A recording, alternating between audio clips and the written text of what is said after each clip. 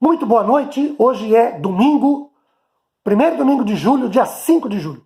É um prazer poder me dirigir a você para compartilhar mais um trecho da palavra do Senhor. Abra sua Bíblia no livro de Lucas, Evangelho de Lucas, capítulo de número 24, e faça a leitura do verso 13 ao 35. Eu, por questões econômicas, de tempo e espaço aqui, não poderei fazer, mas ministrarei ao longo da palavra de hoje vários e vários desses versículos. Queridos, todos nós, independentemente de quem somos, de onde moramos, da nossa renda familiar, da nossa cultura estudantil acadêmica, do nosso desempenho profissional, a família a quem nós pertencemos ou com quem formamos uma família, temos na vida um passado, um presente e a expectativa de um futuro.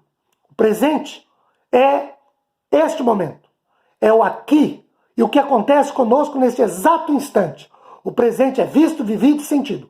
O futuro é o amanhã, que nós projetamos, mas não dominamos. Sonhamos, idealizamos, mas não está em nós o executar. Antes, depende de uma série de fatores para a realização de cada uma dessas nossas projeções, idealizações, de cada um dos nossos sonhos. O passado, dependendo de como o tratamos, de como o encaramos, é o fator que determina o quando e o como será o presente e poderá influenciar, direta ou indiretamente, o nosso passado.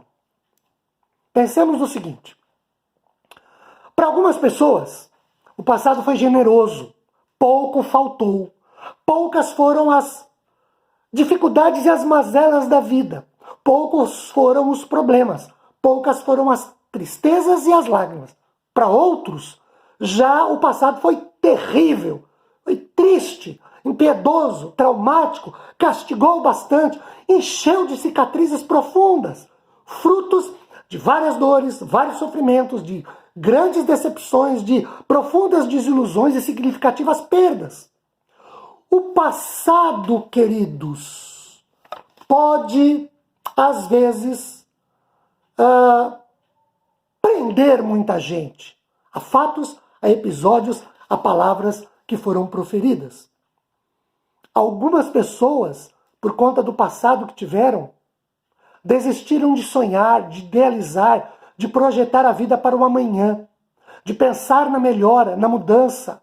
Alguns abriram mão de ser ou de estar. Simplesmente levam a vida do jeito que isso dá e para essas pessoas está muito bom, obrigado. No texto de hoje, eu espero que nós notemos o quanto o tratamento dado a fatos, episódios e situações do passado faz diferença no presente, projeta o futuro da vida. Acompanhemos então o texto. Olhem para o versículo 14.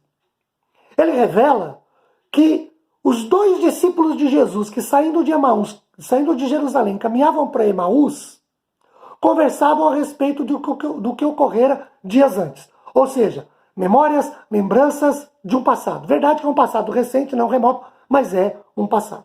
O verso 17 revela que eles estavam tristes enquanto caminhavam. Só para registro, esses dois discípulos presenciaram a prisão de Jesus, o julgamento de Jesus, a morte e o sepultamento do Senhor. Esse era o assunto sobre o qual eles falavam no caminho. O verso 16 permite-nos entender que esses dois homens estavam tão dominados pela sensação de perda, de derrota, de decepção, de frustração, de desesperança e apatia, e sem nenhuma perspectiva do futuro, tanto que eles voltavam de Jerusalém para Emaús, que lhes foi impossível discernir, entender, compreender, notar efetivamente que o homem, que o interlocutor que se aproxima deles, verso 15, e os questiona sobre o estado emocional em que se encontravam, verso 17, era Jesus. Sobre quem justamente eles falavam. Jesus vem pelo mesmo caminho de Jerusalém para Emaús que eles estavam. Mais ou menos 60 estádios ou cerca de 12 quilômetros. Algo perto de 22 minutos de caminhada. Vejam, Jesus se aproxima deles, caminha com eles, conversa com eles, mas eles não notam, não dão conta de perceber de fato e em verdade que quem estava com eles ali era a pessoa ressurreta de Jesus. Queridos, isso às vezes acontece conosco também. O nosso passado marcou-nos tanto que nós não conseguimos nos aperceber da presença de Jesus hoje. O nosso passado nos tornou um tanto quanto insensíveis à presença, à palavra e à ação de Jesus em nosso favor hoje.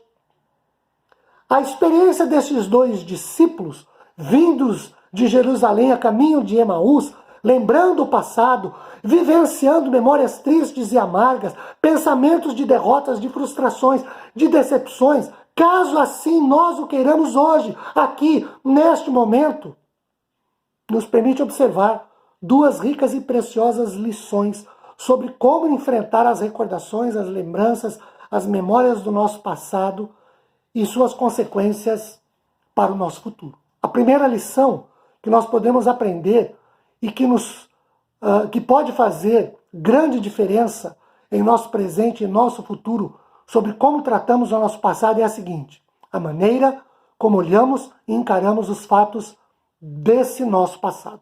Olhem para o versículo 18. Eles dizem assim para Jesus: uai, como se fossem mineiros, né? Você é, porventura, o único que, estando em Jerusalém, não sabe o que ocorreu nos últimos dias? Olhem para o versículo 19. Jesus diz para eles o seguinte: quais? Guardadas as mais que devidas proporções, se nós fôssemos hoje procurados por alguém que dissesse o seguinte: que negócio é esse de coronavírus, de Covid-19? Por que tanta preocupação com isolamento social, contaminação, internações, mortes, desempregos e perdas de poder aquisitivo? Pelo texto, Jesus anda com aqueles dois discípulos totalmente livre das amarguras e tristezas das lembranças da sexta-feira. Os dois discípulos, sim, estavam presos, amarrados às lembranças, às recordações e às memórias da sexta-feira. Jesus esteve em Jerusalém. Ele foi injustamente acusado pelos judeus. Mais injustamente ainda, condenado por algo que não fez. E por consequência, brutalmente humilhado, chicoteado pelos romanos, com pregos nos pés e nas mãos, crucificado como um malfeitor, morreu na cruz, foi sepultado, mas ele não estava preso às tristezas, às memórias de derrota, de frustração passadas, como os dois discípulos estavam. Então podemos dizer o seguinte: a diferença entre Jesus e os dois discípulos aqui em Lucas 24 está em como o passado é olhado, encarado e tratado. E como se traz à tona fatos, episódios, acontecimentos do passado e as suas consequências. Vejam bem, olhem para os versículos 21, 22, 23 e 24. Os dois discípulos traziam recordações de derrota, de perda, de frustração.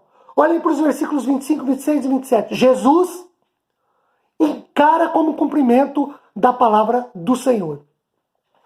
Vejam, para os dois discípulos, o passado era de morte do Mestre. Versículo 22. Ainda que eles tenham ouvido sobre a ressurreição dele, Mestre, Jesus, isso não lhes provocou nenhum efeito positivo, animador, encorajador. Antes, os fez deixar Jerusalém, a companhia dos demais discípulos, dos apóstolos, e voltarem para a velha vida em Emaús, vida antes de conhecer Jesus, de andar com Jesus, de ouvir Jesus e de viver com Jesus e obter os seus ensinamentos e perceber os seus milagres. Para Jesus, o presente era de ressurreição, de conquista, de vitória sobre a morte, queridos. Quantos de nós tivemos vidas desregradas, sem limites no pecado, e que olham, que encaram tudo no passado que foi sujo, que foi feio, e carregamos um enorme fardo de culpa por isso. Mas há outros de nós cujo passado foi tão feio, tão sujo, mas que olham a vida a partir da cruz de Jesus. E aí vem graça, perdão divino para as suas vidas, e não tem o peso e o sentimento de culpa. Algumas pessoas com um passado nada recomendável, um passado recriminador, mas que olham para o sangue de Jesus derramado na cruz, que as limpa, as lava, as purifica. Sangue esse de Jesus na cruz, vertido para as resgatar e remir do pecado, e não mais um sentimento de derrota, o peso da condenação, da culpa em seus ombros, porque Jesus as aliviou e elas trocaram de fardo com Jesus. Mateus 11, 28 a 30. Então, a diferença entre Jesus e os dois discípulos a caminho de Emaús, vindos de Jerusalém, foi olhar, encarar o passado a partir dos efeitos da cruz, efeitos de graça salvadora, de perdão divino, de reconciliação com Deus e de redenção espiritual. E não olhar para a vida, olhar para o passado da vida e ver só tristeza, perda, derrota, decepção e o peso da culpa.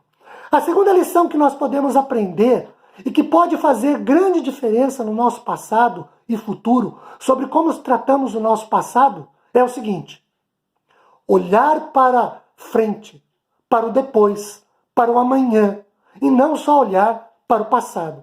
Nós observamos no versículo de número 19, quando Jesus diz quais coisas a ideia sobre podemos pensar em Jesus, e afirmar que o passado de perdas e derrotas e de frustrações sobre a vida de Jesus não fazia parte das suas ideias, dos seus pensamentos.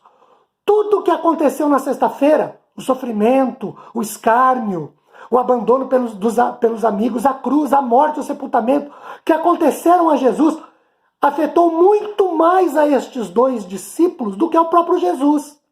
A estes discípulos, o prejuízo foi maior, porque eles olhavam só para o passado. Eles olhavam e viam Jesus lá, morto. Mas Jesus via o presente, ressurreto, e o futuro de ascensão, de assunção aos céus. Nós percebemos durante o diálogo de Jesus e os dois discípulos em Lucas 24, que Jesus não sentia nenhum domínio de qualquer sentimento de derrota advindo do passado, mas os discípulos sim. Por quê?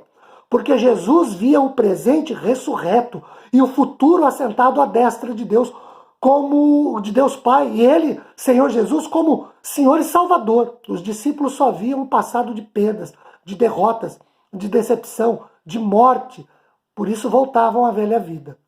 Aquele sentimento de derrota, de perda que dominava o coração, o ânimo, a motivação dos discípulos enquanto caminhavam, não dominava Jesus. Por quê?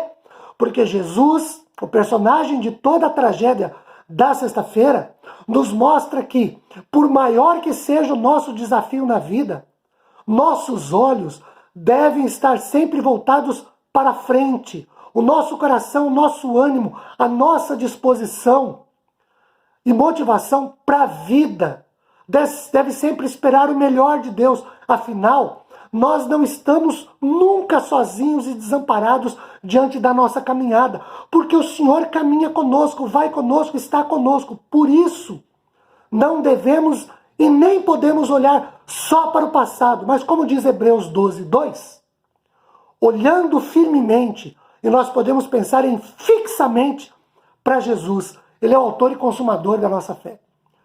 Como olhamos para o passado faz diferença no presente e na nossa vida futura. Que você olhe sempre para Jesus.